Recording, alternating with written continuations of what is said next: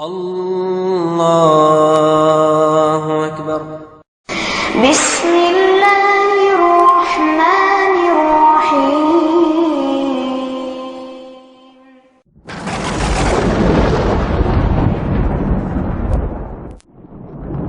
وقل جاء الحق وزهق الباطل إن الباطل كان زهوقا. إن الحمد لله نحمده ونستعينه ونستغفره ونعوذ بالله من شرور أنفسنا ومن سيئات أعمالنا من يهده الله فلا مضل له ومن يضلل فلا هادي له وأشهد أن لا إله إلا الله وأشهد أن محمدًا عبده ورسوله أرسله بالحق بشيرا ونذيرا أما بعد فإن خير الحديث كتاب الله وخير الهدي هدي محمد صلى الله عليه وسلم فإن خير الأمور عوازمها وشر الأمور محدثاتها وكل محدثة بدعة وكل بدعة ضلالة وكل ضلالة في النار. فأعوذ بالله من الشيطان الرجيم. بسم الله الرحمن الرحيم. ولا تحسبن الله غافلا عما يعمل الظالمون إنما يؤخرهم ليوم تشخص فيه الأبصار مهطعين مقنعي رؤوسهم لا يرتد إليهم طرفهم وأفئدتهم هواء وأنذر الناس يوم يأتيهم العذاب فيقول الذين ظلموا ربنا أخرنا إلى أجل قريب نجب دعوتك ونتبع الرسل أولم تكونوا أقسمتم من قبل ما لكم من زوال. محترم حضرات، بزرگوں، دوستوں، عزیزوں، ماں اور بہنوں، ساری حمد و ثنا اللہ تبارک و تعالیٰ کے لیے ہے جو ہم تمام کا خالق ہے، مالک ہے. وہی اللہ تبارک و تعالیٰ ہے جو ہم میں سے گنہگار خطاکار کو بھی کھلاتا ہے، نیکی کرنے والے کو بھی کھلاتا ہے. اللہ تبارک و تعالیٰ بڑے ہی فضل والا ہے، مہربان ہے، لوگوں کی غلطیوں کی پردہ پوشی کرتا ہے. اللہ ستار ہے. ستار کے معنی ہے لوگوں کی غلطیوں کو ڈھانپتا ہے. لوگ اپنا مزاج الگ ہے، کوئی بھی غلطی کرتا ہے تو لوگ فوراً اسے پکڑ لیتے ہیں، اتنی کرتا ہے تو اتنا بتاتے ہیں. لیکن اللہ ستار ہے، لوگوں کی پردہ پوشی کرتا ہے، لوگوں کو معاف فرماتا ہے. درود و سلام ہو میرے اور آپ کے پیارے نبی محمد مصطفیٰ صلی اللہ علیہ وسلم پر، اور اللہ کی رحمتیں اور برکتیں ہوں صحابہ پر، تابعین پر، تبع تابعین پر، محدثین پر، ائمہ پر، اور قیامت تک سچے دین پر عمل کرنے والوں پر اللہ کی رحمتیں اور برکتیں ہوں. دوستو، عزیزوں، ماں اور بہنوں، چھوٹے بچوں، ابھی ہم نے رمضان کو رخصت کیا ہے. رمضان ہم سے گزرا ہے. رمضان مدرسۃ العمر، یہ زندگی کا، لائف کا ایک مدرسہ ہے. رمضان کیا ہے؟ ایک اسکول ہے. وہ آتا ہے، جاتا ہے. کئی رمضان ہم نے گزارے ہیں، آپ نے کئی رمضان دیکھے ہیں، لیکن رمضان جب آتا ہے تو ایک سبجیکٹ پڑھا کر جاتا ہے. اس کے مختلف سبجیکٹ میں سب سے اہم سبجیکٹ تقوی کا سبجیکٹ ہے. اللہ تعالیٰ نے اسی لیے کہا کتب علیکم الصیام کما کتب علی الذین من قبلکم لعلکم تتقون، شاید کہ تم متقی بن جاؤ۔ مجھے اور آپ کو دیکھنا ہے کہ رمضان آیا اور چلا گیا، لیکن جس مقصد کے لیے رمضان آیا کیا وہ مجھے مل گیا؟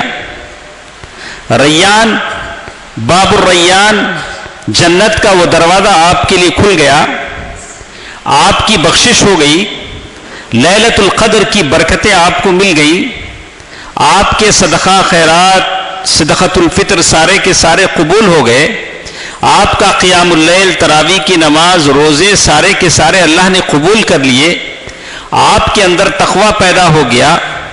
اگر ہو گیا ہے تو بہت بڑی کامیابی، جس مقصد کے لیے رمضان آیا ہے وہ ہم کو مل گیا ہے۔ لعلکم تتقون، شاید کہ تم متقی بن جاؤ۔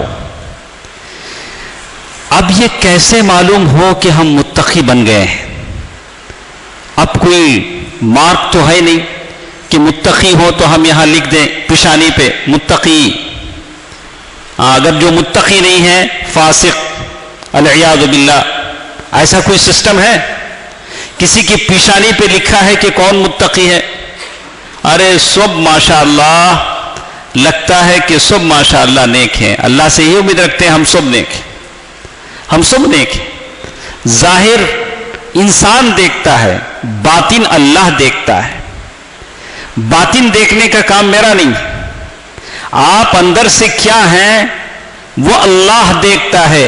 اگر وہ بھی میں دیکھنے لگوں تو اللہ کیا دیکھے گا؟ اللہ ہے والاول والآخر والظاہر والباطن، اللہ ہے جو ظاہر بھی دیکھتا ہے، باطن بھی دیکھتا ہے، وہی اول ہے، وہی آخر ہے، ساری کی ساری چیزیں اللہ کے ہاتھ میں ہیں۔ انسان بس ظاہر دیکھتا ہے، ایک آدمی ہے، نماز کا پابند ہے، متقی ہے، سمجھتا ہے کہ ماشاءاللہ نیک ہے، صالح ہے، البتہ پیچھے کیا ہے اس کا ذمہ دار میں نہیں، اس کا اللہ تبارک و تعالی حساب لے گا۔ اللہ تبارک و تعالی حساب لے گا۔ لوگوں کو ظاہر کے حساب سے فیصلے کرنے ہیں، باطن کے حساب سے نہیں، باطن اللہ کے حوالے ہے، اللہ کے حوالے ہے۔ دوستو عزیزو، ماں اور بہنوں، مجھے بات کرنی تھی کہ ہم رمضان کے جانے کے بعد کیسے ہیں، ہماری زندگی میں کوئی فرق، ہماری زندگی ریسیٹ ہو گئی، ہر سسٹم ریسیٹ ہوتا ہے۔ آپ کی زندگی میں کوئی بدلاؤ آیا ہے، آپ کے صبح و روز میں کوئی چیز بدلی ہے، آپ نمازوں کے ویسے ہی پابند ہیں جیسے رمضان میں تھے، تو مطلب یہ ہوگا کہ رمضان نے میرے اندر اثر کیا ہے، رمضان نے میرے اندر اثر کیا ہے۔ جتنے بچے بیٹھے ہیں رمضان میں جماعتوں میں آ جاتے تھے، اب ان بچوں سے پوچھیں کہ بھئی یہ سسکتے وضو خانے، یہ غمگین اذانیں، یہ روتے مصلے آپ کو ڈھونڈ رہے ہیں کہ آپ کہاں ہیں، یہ آپ کہاں ہیں، یہ مسجدیں آپ کو آواز دیتی ہیں۔ اگر ہمارے اندر وہ لگاؤ، اسی لیے اللہ تعالیٰ نے کہا وَاعْتَصِمُوا وَاعْتَصِمُوا بِاللَّهِ، اللہ تبارک و تعالیٰ کے، اور کبھی کہا وَاعْتَصِمُوا بِحَبْلِ اللَّهِ، اللہ کی رسی کے ساتھ چمٹ کر پکڑ لو، کبھی اللہ تبارک و تعالیٰ کے ساتھ چمٹ جاؤ، اللہ تعالیٰ کی گھروں کے ساتھ، تب جا کر صحیح معنی میں تم مومن ہو۔ الغرض دوستو عزیزو، ماں اور بہنوں، مجھے بتانا یہ تھا کہ اللہ تبارک و تعالیٰ رمضان کا مہینہ جو لاتا ہے، اس لیے لاتا ہے کہ رمضان کا اثر ہمارے اندر ہو، اور وہ اثر ہوتا ہے تقوی سے۔ میں نے سورۃ ابراہیم کی آیت آپ کے سامنے پڑھی، ہمارے اندر تقوی گھٹتا اور بڑھتا ہے، ایمان گھٹتا اور بڑھتا ہے، الایمان یزید وینقص۔ ایسا کیوں ہوتا ہے؟ اس لیے ہوتا ہے کہ ہمارے لیے ضروری ہے کہ ہم اپنے ایمان کو تر و تازہ کرتے رہیں۔ اس کے لیے سب سے ضروری چیز العرض علی اللہ سبحانہ وتعالی، مجھے اس بات پر یقین کرنا ہے کہ ایک دن مجھے اللہ کے سامنے جانا ہے۔ اس میں آپ کو کوئی شک ہے؟ کوئی ڈاؤٹ ہے کہ اللہ تبارک و تعالیٰ کے پاس آپ نہیں جائیں گے؟ سورہ فاتحہ پڑھتے ہیں، امام صاحب سورہ فاتحہ پڑھاتے ہیں، الحمدللہ رب العالمین الرحمن الرحیم مالک یوم الدین، وہاں پہنچ کر کہتے ہیں مالک یوم الدین، فیصلے کا دن کا مالک، فیصلے کا دن کا مالک۔ جس دن آپ اللہ کے سامنے جائیں گے اللہ آپ کا فیصلہ کرے گا، میرا فیصلہ کرے گا۔ اس دن میں آپ کو کوئی ڈاؤٹ نہیں ہونا چاہیے کہ اللہ کے سامنے آپ کو پیش ہونا ہے۔ اللہ نے کہا فَلَمْ نُغَادِرْ مِنْهُمْ أَحَدًا، اللہ تبارک و تعالیٰ کہتے ہیں کہ ہم کسی کو نہیں چھوڑیں گے، وَحَشَرْنَاهُمْ، ساروں کو ہم جمع کریں گے، اللہ کے سامنے سے کوئی نہیں چھوٹے گا۔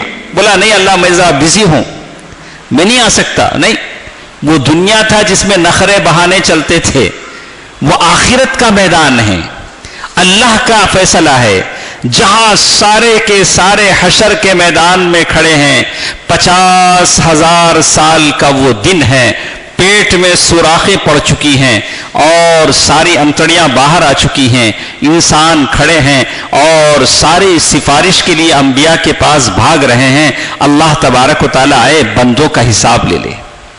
دوستو عزیزو، ماں اور بہنوں، چھوٹے بچوں، میں آپ کو لے جانا چاہتا ہوں اس ماحول میں جس دن یہ ساری دنیا اتھل پتل ہو جائے گی۔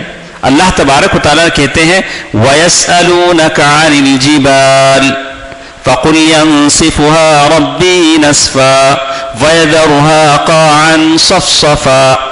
لوگ کہتے ہیں، پہاڑوں کے بارے میں پوچھتے ہیں کہ کل قیامت ہوگی تو پہاڑ کیا بنیں گے، پہاڑوں کا کیا ہوگا؟ فَقُلْ يَنْسِفُهَا رَبِّي نَسْفًا، ارے اس کو تو اللہ تبارک و تعالیٰ اسے اڑا دیں گے۔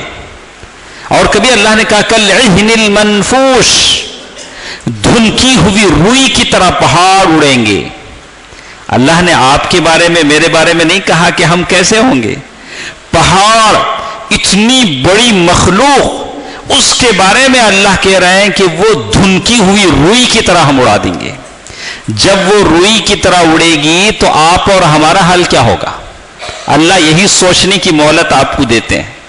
ہم بڑی بڑی چیزوں کے بارے میں بتاتے ہیں، وَإِذَا النُّجُومُ انْكَدَرَتْ، جب ستارے جھڑ پڑیں گے اور سورج لپیٹ دیا جائے گا، چاند بے نور کر دیا جائے گا، وَإِذَا الْجِبَالُ سُيِّرَتْ، پہاڑ چلا دیے جائیں گے، ایسے وقت میں یہ ہوگا کہ ساری چیزیں، کہا اذا زلزلت الارض زلزالها، ساری زمین میں زلزلہ آ جائے گا، واخرجت الارض اثقالها، زمین اپنی ساری وزنی بوجھل کو باہر اگل دے گی۔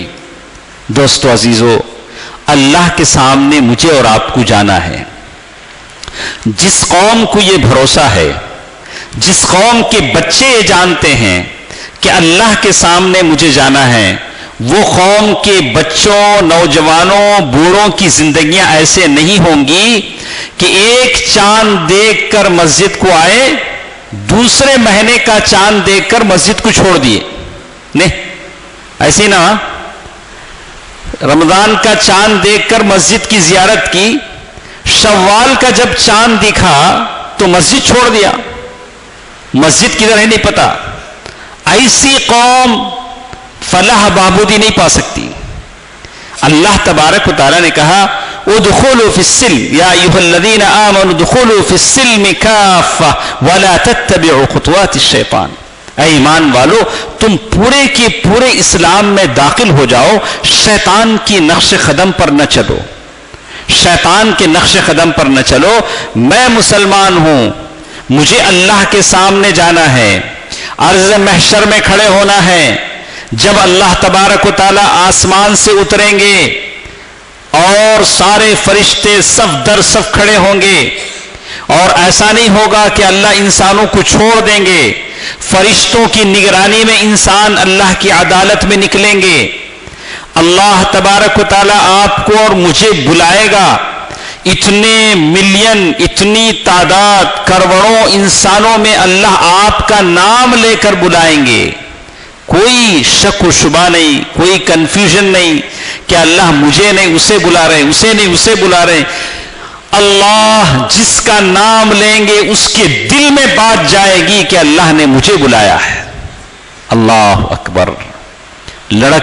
لڑکھڑاتے قدموں کے ساتھ، دھڑکتے دل کے ساتھ، خوف زدہ پھترائی ہوئی آنکھوں کے ساتھ، لڑکھڑاتے زبان کے ساتھ اللہ کے سامنے ہو جائے گا۔ اللہ کے سامنے اسے زندگی بھر کا حساب دینا ہے، مجھے دینا ہے، آپ کو دینا ہے۔ اللہ نے اسی لیے کہا اِلَّا مَنْ أَتَى اللَّهَ بِقَلْبٍ سَلِيمٍ، اللہ کے پاس نجات بچاؤ اس شخص کو ہے جو قلب سلیم لے کر آتا ہے۔ یہ قلب سلیم کیا ہوتا ہے؟ ایمان سے بھرا دل، تقوی سے بھرا دل لے کر جو اللہ تبارک و تعالیٰ کے پاس آتا ہے وہی بچے گا۔ جیسے اللہ تعالیٰ نے سورۃ غاشیہ میں، سورۃ حاقہ میں اللہ تبارک و تعالیٰ نے بڑی تفصیل سے بتایا فَأَمَّا مَنْ أُوتِيَ كِتَابَهُ بِيَمِينِهِ، جس کا نام اعمال اس کے سیدھے ہاتھ میں دیا جائے گا وہ بڑا خوش ہوگا۔ اور کہیں بتایا فَيَنْقَلِبُ إِلَىٰ أَهْلِهِ مَسْرُورًا، اپنے گھر والوں کی طرف ہنسی خوشی جائے گا۔ لیکن جس کا نام اعمال اس کے پیٹھ پیچھے سے دیا جائے گا وَرَاءَ ظَهْرِهِ فَسَوْفَ يَدْعُو ثُبُورًا وَيَصْلَىٰ سَعِيرًا إِنَّهُ كَانَ فِي أَهْلِهِ مَسْرُورًا إِنَّهُ ظَنَّ، کہتے ہیں کہ جس کا نام اعمال اس کے دائیں ہاتھ میں دیا جائے گا وہ بڑا پریشان ہوگا، اللہ تعالیٰ سے سودا بازی کرے گا۔ جیسے اللہ تعالیٰ کہتے ہیں من عذاب یومئذ ببنی، وہ کہے گا کہ اللہ یہ عذاب سے مجھے چھوڑ دے، میں اپنا بیٹا دینے کو تیار، اور کبھی اپنے بھائی کو دینے کو تیار عذاب کے بدلے میں، اور سودا بازی کرتے کرتے اپنا سارا کنبہ قبیلہ اللہ کو دینے کو تیار۔ اللہ کہتے ہیں کہ نہ، کلا کلا، ہرگز ایسا نہیں ہوگا۔ یہ سودے بازی کی دنیا نہیں ہے، دنیا تھی جس میں سودا بازی چلتی تھی، یہ آخرت ہے۔ کلا انہا لظى نزاعۃ للشوى تدعو من ادبر وتولى وجمع فاوعى ان الانسان خلق هلوعا۔ اللہ تعالیٰ کہتے ہیں کلا، نیور، ایسا نہیں ہوگا، ایسا ہرگز نہیں ہوگا۔ انہا لظى، یہ جہنم کی آگ ہے جو تمہارے جسم سے چمٹ جائے گی، نزاع، تمہارے ہڈی سے گوشت کو نکال دے گی، تدعو من ادبر وتولى، آگے سے پیچھے سے جہنم کی آگ تمہیں پکارے گی۔ دوستو عزیزو، جس مذہب پر ہم چلتے ہیں، جس شریعت پر ہم عمل کرتے ہیں، یہ کوئی بچوں کا کھیل، آنکھ مچولی کا کھیل نہیں ہے، یہ ایک سسٹم ہے، یہ نیکی اور برائی کی بدلے کا ایک سسٹم اللہ تعالیٰ کا ہے۔ جب من میں آیا پڑھ لیا، جب من میں آیا چھوڑ دیا، جب من میں آیا مسجد سے لگ گئے، جب من میں آیا برس یعنی ہفتہ ہفتہ مسجد کی صورت نہیں دیکھی۔ یہ کوئی کھیل کود نہیں ہے، یہ ایک سسٹم ہے، قانون ہے اللہ تعالیٰ کا۔ اللہ تعالیٰ نے کہا حدود اللہ، یہ اللہ تعالیٰ کے قانون ہیں۔ وَمَن يَتَعَدَّ حُدُودَهُ، جو شخص اللہ تعالیٰ کے حدود اور قوانین کو توڑے گا وہ ظالم ہے، وہ ظالم ہے۔ آپ اللہ کی حدود، اللہ کے قانون، اللہ تعالیٰ نے جو قانون بنایا اسے نہ توڑیں، اس قانون کے مطابق چلنے کی کوشش کریں۔ اپنی شکل و صورت، اپنے اعمال، اپنے اٹھ بیٹھ، اپنی زندگی کے شب و روز، یہ عجیب صورتحال ہماری ہے۔ اللہ تبارک و تعالیٰ کی اس دن کو یاد کریں جس دن کے بارے میں اللہ تعالیٰ نے کہا، سورۃ الزلزال میں کہا تحدث اخبارها۔ اللہ تبارک و تعالیٰ نے زمین کے بارے میں کہا کہ زمین بھی بولے گی۔ آپ جہاں سجدے کرتے تھے وہ زمین بولے گی کہ اللہ یہاں اس کی پیشانی جھکتی تھی۔ نماز کے وقت جس بستر پر میں سوتا تھا وہ بستر بولے گا کہ یا اللہ مسجد سے اللہ اکبر کی صدا آتی تھی، مسجد سے اذانیں ہوتی تھی، یہ تیرا بندہ بستر پہ سوتا تھا۔ تحدث اخبارها بأن ربك أوحى، اس کے رب نے اس کو حکم دیا ہے کہ وہ بولے، وہ بولے گا۔ اسی لیے اللہ کے نبی صلی اللہ علیہ وسلم کہتے ہیں کہ سارے صحابہ میں بیٹھے ہوئے ہیں، ایک مرتبہ اللہ کے نبی صلی اللہ علیہ وسلم نے مسکرا دیا، یعنی اللہ تبارک و تعالیٰ کے پاس جو سسٹم ہے، نظام ہے، مجرم کو لایا جائے گا اور اس کے سارے کارنامے پڑھ کر سنائے جائیں گے. جیسے اللہ تعالیٰ نے کہا کہ انسان سے کہا جائے گا اقرأ کتابک کفی بنفسک اليوم علیک حسیبا. اقرأ کتابک، اے اللہ کے بندے تیرا نام اعمال ہے، تو ہی پڑھ لے. اقرأ کتابک کفی بنفسک اليوم علیک حسیبا. آج تیرا حساب تو لے لے، بس تیرا حساب تو لے لے. تو اللہ کے نبی صلی اللہ علیہ وسلم کہتے ہیں، صحابہ فرماتے ہیں کہ اللہ کے نبی صلی اللہ علیہ وسلم مسکرا دیے اچانک. صحابہ نے پوچھا، اے اللہ کے نبی کیا بات ہے کہ آپ مسکرا رہے ہیں؟ تو اللہ کے نبی صلی اللہ علیہ وسلم نے فرمایا کہ میں نے یاد کیا کہ ایک آدمی حشر میں لایا جائے گا، وہ اللہ سے کہے گا اے اللہ تو رحیم ہے، تو کریم ہے، میں چاہتا ہوں کہ اگر میں مجرم ٹھہرا تو وٹنس باہر سے نہیں مجھ میں سے ہونا چاہیے. اللہ کہیں گے ٹھیک ہے تم میں سے ہم وٹنس لائیں گے. اور یہ موقع ہوگا اللہ تبارک و تعالیٰ اس کی زبان بندی کر دیں گے اور اس کی چمڑی بولے گی، اس کی چمڑی بولے گی، اس کی انگلیاں بولیں گے، اس کے ہاتھ پیر بولیں گے. سورہ یاسین میں اللہ نے بڑی تفصیل سے بتایا، بِأَيْدِيهِمْ وَأَرْجُلِهِمْ، یعنی اس کی سارے اعضاء بولیں گے اور وہ کیا کیا کرتا تھا بولیں گے. اور وہ وَقَالُوا لِجُلُودِهِمْ لِمَ شَهِدتُّمْ عَلَيْنَا، وہ اپنی چمڑیوں سے کہے گا ارے میرے چمڑیوں، میں تم کو کیسے کیسے صابن لگا کے دھوتا تھا، کیسے تم کو فریش رکھتا تھا. پہلے عورتیں لگاتی تھی کریم، اب تو مرد لگانے لگے ہیں. شاید عورتیں اتنا نہ لگائیں جتنے مرد لگاتے ہیں. بچے کیا کیا لگاتے ہیں. اتنا خوبصورت بننے کا شوق ہے، گلی میں 10 گاڑیاں اگر ٹھہری ہوں تو 10 گاڑیوں سے بھی ایسے سے کرے گا، بال بنائے گا، اینک میں دیکھے گا بال بنا کے جائے گا. اتنا شوق ہے. آدمی کو شوق ہونا چاہیے لیکن اتنا بھی نہیں ہونا چاہیے. بال آدمی صاف ستھرا رہے، بال بنائے. کہتے ہیں کہ اس کی چمڑی بولے گی وَقَالُوا لِجُلُودِهِمْ لِمَ شَهِدتُّمْ عَلَيْنَا قَالُوا أَنطَقَنَا اللَّهُ. وہ لوگ کہیں گے، چمڑی کہے گی، ہاتھ پیر کہیں گے انطقنا اللہ، اللہ نے ہم کو بولنے کو کہا اس لیے ہم بول رہے ہیں، اللہ نے بولنے کی اجازت دی اس لیے ہم بول رہے ہیں. دوستو عزیزو، یہ ہاتھ، یہ پیر، یہ آنکھیں، یہ ساری کی سارے ہمارے خلاف گواہ ہیں. اللہ کی عدالت میں ہمارے خلاف گواہی دیں گے. تو ہم بات کر رہے تھے اللہ تبارک و تعالیٰ کے سامنے پیشی کی، اللہ تبارک و تعالیٰ کی اس عدالت کی، اللہ تبارک و تعالیٰ کی یہ فیصلے کا دن مالک یوم الدین، جس کے بارے میں کہا کہ اس دن کوئی بات نہیں کرے گا، وہاں صرف سانسوں کی چلنے کی آواز آئے گی. وہی بات کرے گا جس کو اللہ تبارک و تعالیٰ اجازت دیں گے، وہی شفاعت کرے گا، سفارش کرے گا جس کو اللہ تبارک و تعالیٰ اجازت دیں گے. اس فیصلے کے دن اللہ تبارک و تعالیٰ آپ سے سوال کریں گے، مجھ سے سوال کریں گے. زندگی بھر کے سوال، زندگی بھر کی اس کا حساب آپ کو دینا ہوگا.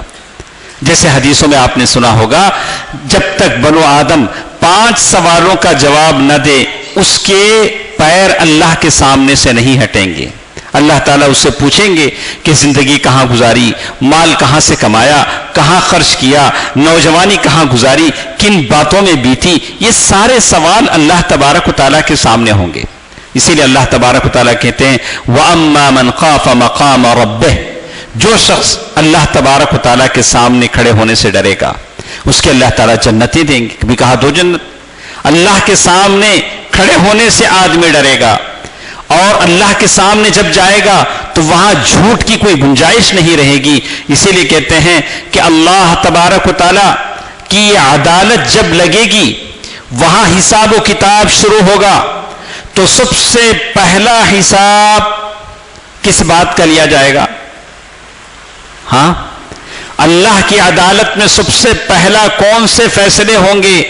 بعض نے کہا کہ سب سے پہلا فیصلہ خونوں کا لیا جائے گا. خون بہا، کسی نے کسی کا خون بہا دیا کسی نے کسی کا قتل کر دیا، اللہ تعالیٰ سب سے پہلے اس کا فیصلہ لیں گے۔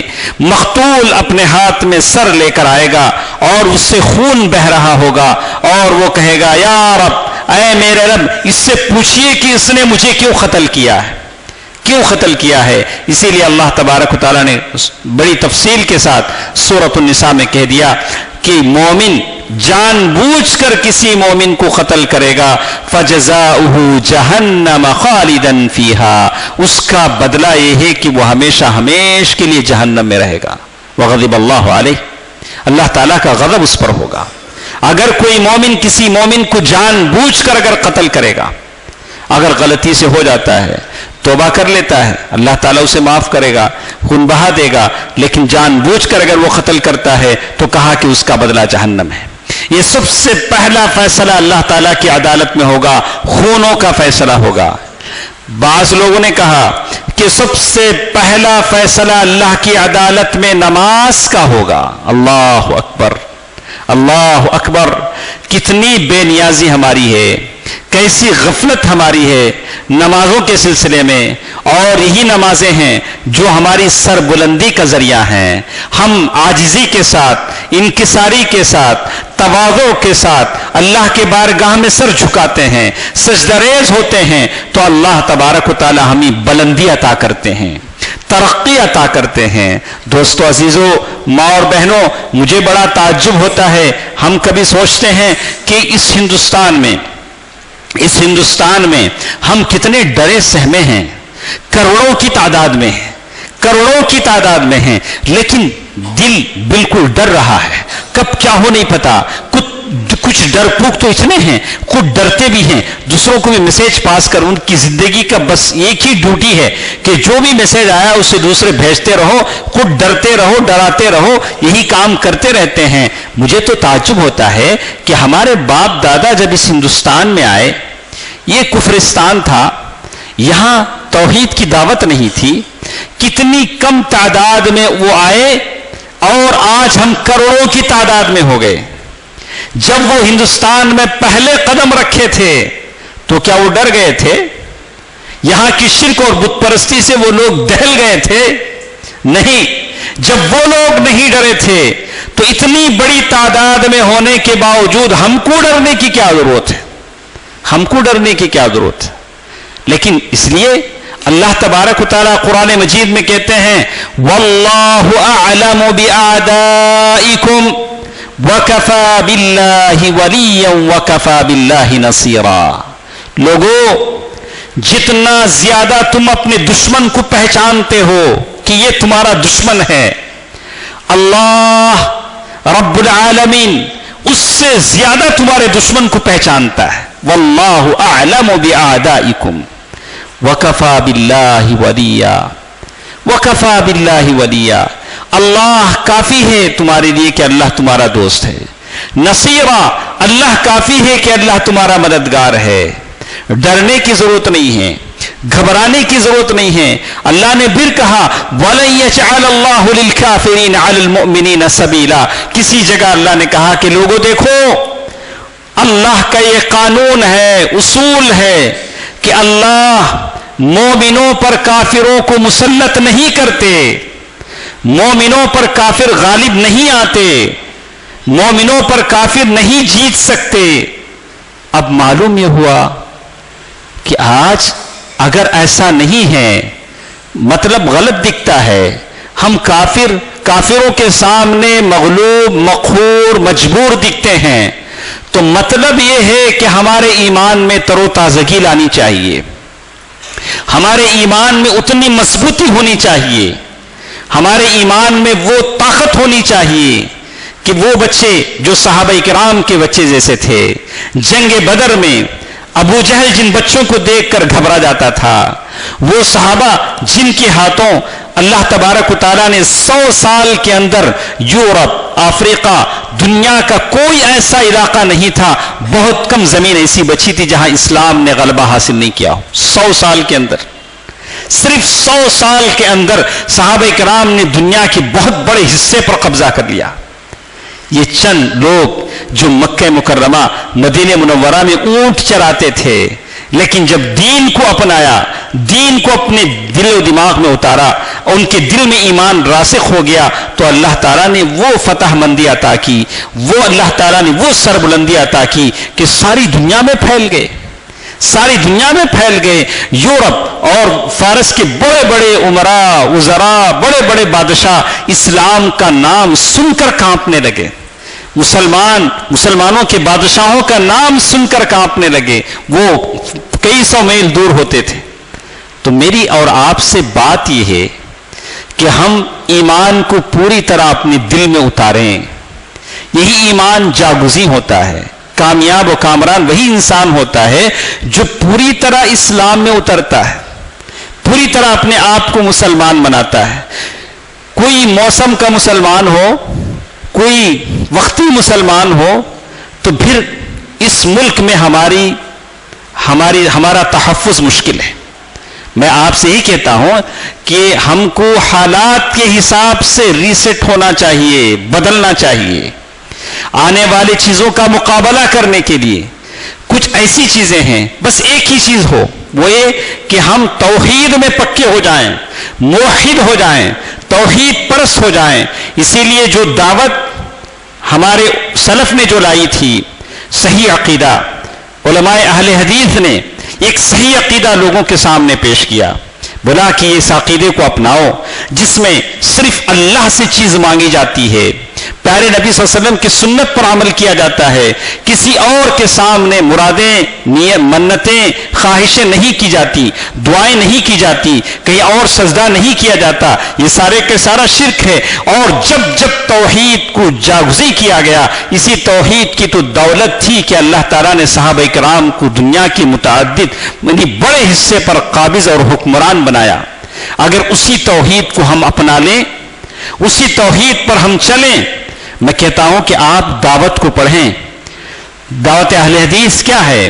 علماء نے جو کتابیں لکھی اس کا عقیدہ کیا ہے، اسے پڑھیں اور علماء کے ساتھ بیٹھیں، بولیں کہ مجھے سمجھاؤ کہ کیا علماء اہل حدیث کیا بولتے ہیں، ان کے عقیدے میں وہ کون سی مضبوطی ہے اور جس کی وجہ سے ان کے اندر وہ تڑپ پیدا ہوتی ہے، اسلام سے وہ ان کے اندر لگاؤ پیدا ہوتا ہے، ایک طاقت پیدا ہوتی ہے، ایمان ان کے دلوں میں گڑ جاتا ہے۔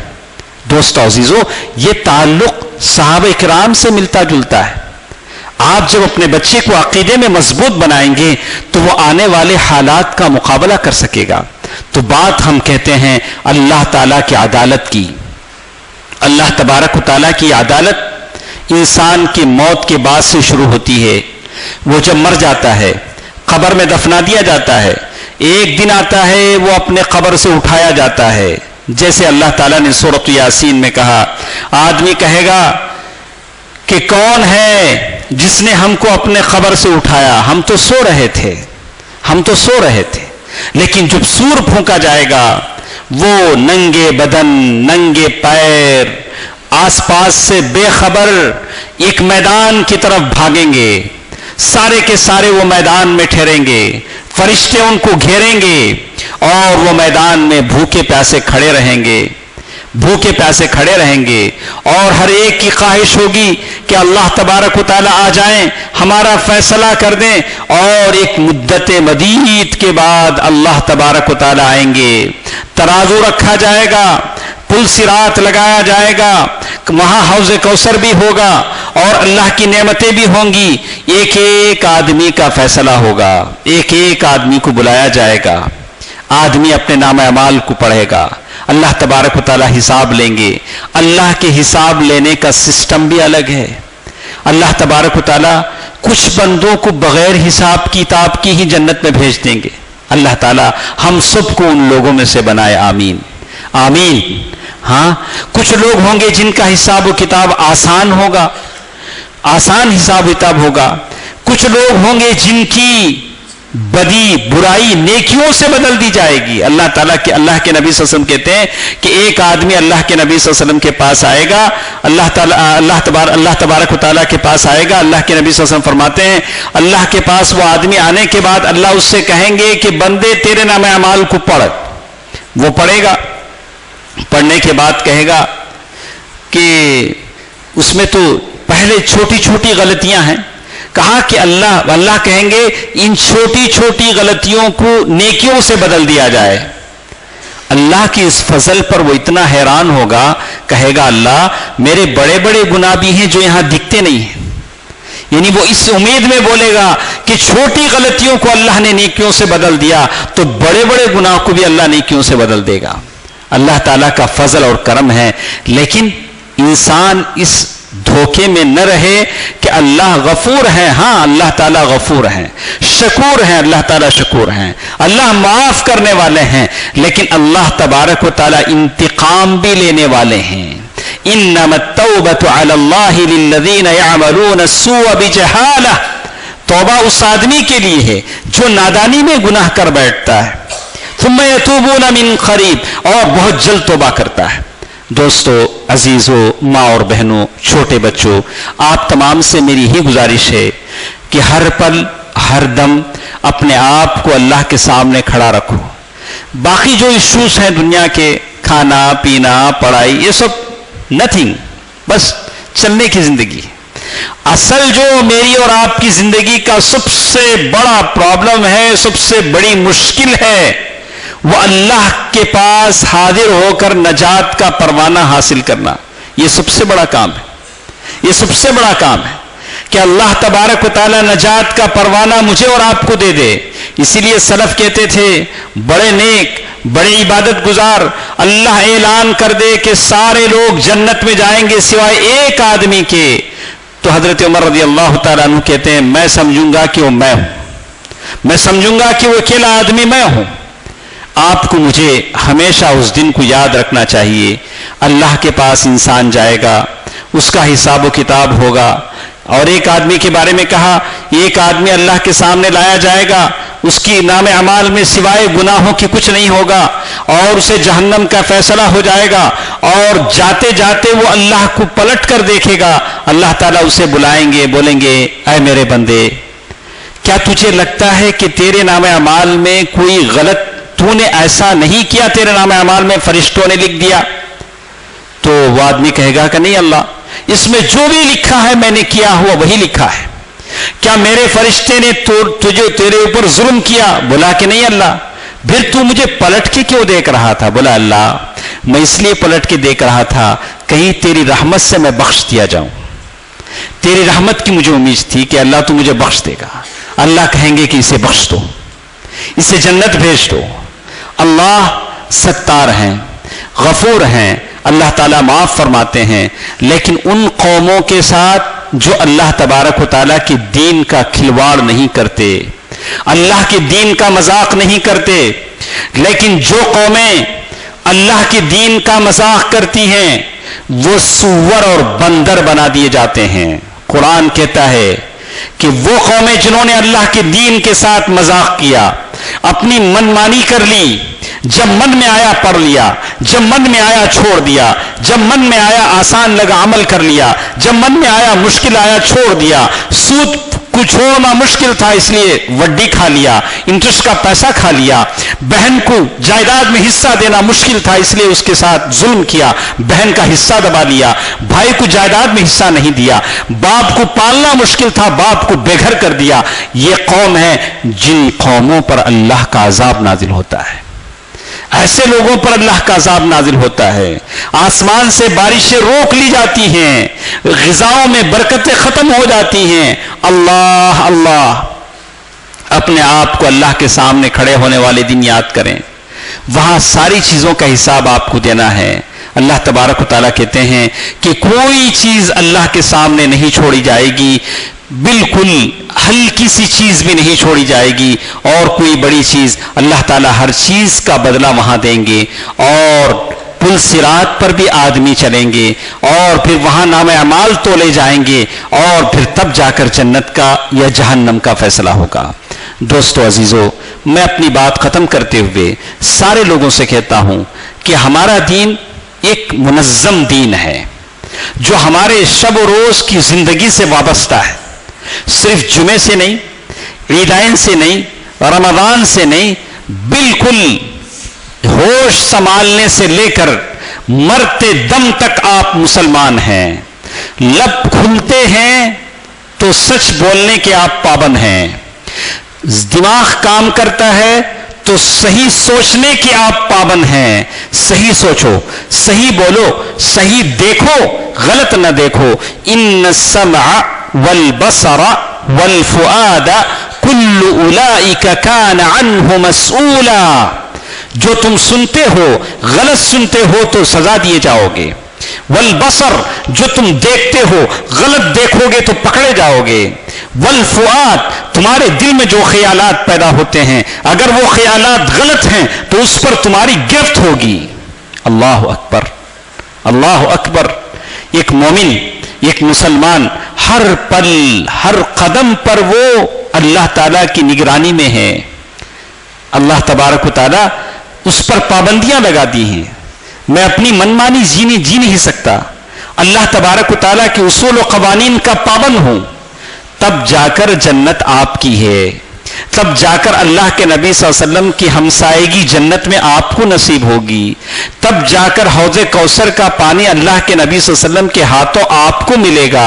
अल्लाह के नबी सल्लल्लाहु अलैहि वसल्लम की शफाअत कुबरा आपको मिलेगी, जब ऐसी जिंदगी आप और हम गुजारेंगे। अल्लाह तबारक व तआला मुझे और आपको उसकी तौफीक दे।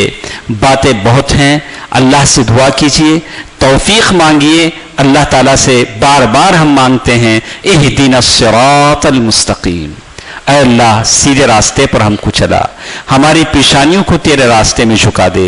या अल्लाह, हमारे बच्चों में, नौजवानों में, मर्दों में, औरतों में ताकत दे, अजीमत दे, हिम्मत दे, कुव्वत दे, हौसला दे कि हम हालात का मुकाबला कर सकें। ऐ अल्लाह, टूटे फूटे ईमान के साथ ही सही, हम बगैर किसी असबाब के ही सही, बस एक सहारा तेरा है कि अल्लाह तू अहकमुल हाकिमीन है।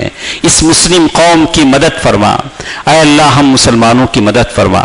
ऐ अल्लाह, मुसलमानों की जान व माल, इज्जत व आबरू की हिफाजत फरमा। ऐ अल्लाह, मुसलमान नौजवानों को सही इस्लामी उमूर पर चलने की तौफीक अता फरमा। ऐ अल्लाह, जितने बैठे हैं तमाम की रोजी रोटी में बरकत इनायत फरमा। ऐ अल्लाह, जो बीमार हैं उन्हें शफाया भी अता फरमा, शफाए कुलिया अता फरमा, शफाए आजिला अता फरमा। ऐ इलाहुल आलमीन, हम तमाम के मरहूमीन के खबरों को नूर से भर दे, उन्हें जन्नतुल फिरदौस में जगह अता फरमा दे। या अल्लाह, हमारे जो लोग बेरोजगार हैं उन्हें रोजगारी अता फरमा।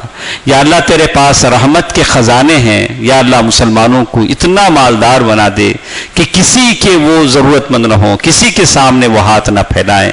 या अल्लाह, जो लड़कियां घरों में बैठी हैं, या अल्लाह उन्हें अच्छे रिश्ते अता फरमा दे, नेक शोहर अता फरमा दे, नेक लड़कों के लिए नेक बीवियां अता फरमा दे। या अल्लाह, जो बुजुर्ग हैं, बूढ़े माँ बाप हैं, या अल्लाह उनके बुढ़ापे में उनकी औलाद को उनका सहारा अता फरमा दे। आमीन बरहमतिक या अरहमर राहिमीन।